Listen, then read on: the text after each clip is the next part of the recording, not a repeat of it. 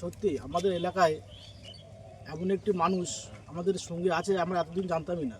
তো আজ মাধ্যমিক হলে এসে দেখতে পেলাম যে ওনার বাবা মা দুজনেই এই, তো দু চোখ অন্ধ।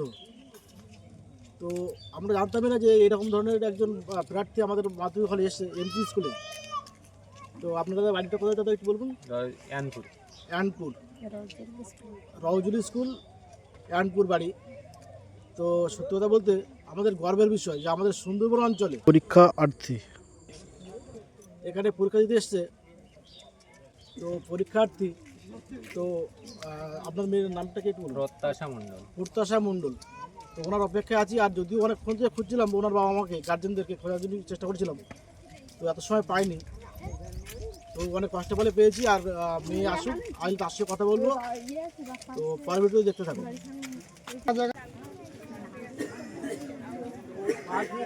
স্কুল ছুটে মাধ্যমিকের হল, তো সবাই অপেক্ষায় আছে। আর যদি মধ্যে সবাই ছাত্রছাত্রীরা বেরোবে, বিদ্যার্থীরা বেরিয়ে আসবে। তো সবাই হেঁটে আসছে, দেখলে ওর সঙ্গী সাথী বলতে বাবা মাই হাত ধরে ওকে সব জায়গায় নিয়ে যান।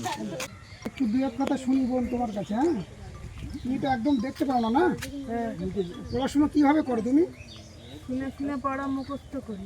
শুনে শুনে ছোট থেকেই? হ্যাঁ, ছোট থেকে। আর আজকে পরীক্ষা কেমন হয়েছে? খুব ভালো। খুব ভালো। আর তোমার জীবনে কি ইচ্ছা আছে বড় হয়ে? ডাক্তার হওয়ার। ডাক্তার হওয়ার। আপনার বলুন। সবাইকে আমার পক্ষ থেকে আন্তরিক শ্রদ্ধা ভালোবাসা প্রণাম রইল। আপনারা সবাই দেখছেন আমি আরও বহু কষ্ট করে মেয়েটাকে পড়াশোনার জন্য এই পর্যন্ত এনেছি। আমাদের সাংসারিক পরিস্থিতি খুব ভালো নয়, তবুও খুব চেষ্টা করে ওকে পড়ানো হয়। টিউশন মাস্টার আছে, আমরা নিজেরাও পড়াই, ওর দাদাও পড়ায়। আর মা সংসারটা ধরে রেখেছে, গান বায়না বিভিন্ন রকমের গান বায়না করে, তার থেকেই মোটামুটি চলে। আর আমার যে মেয়ে পরীক্ষা দিচ্ছে, ওর বাবা মা আমাকে খুব সহযোগিতা করেছে, স্কুল মাস্টাররাও সহযোগিতা করেছেন, যার জন্য আমরা এ পর্যন্ত পৌঁছতে পেরেছি। সব থেকে বড় ইচ্ছা যেটা প্রত্যাশার বিচারে দেখছি, এখনও দেখছি ওর মুখে হাসি, এই হাসিটা দেখেই আরও ভালো লাগছে। আর তুমি বড় হও, তোমার পাশে সবাই আছে, সবাই আশীর্বাদ করবেন, ভালোবাসা দেবেন, এটুকু বলি। আর বেশিক্ষণ আটকাবো না, কারণ কষ্ট হচ্ছে। 4 ঘন্টা তো পরীক্ষার হলে ছিল, আর ওর সঙ্গে ওই বোন ছিল। বোন, তুমি কোন ক্লাসে পড়ো?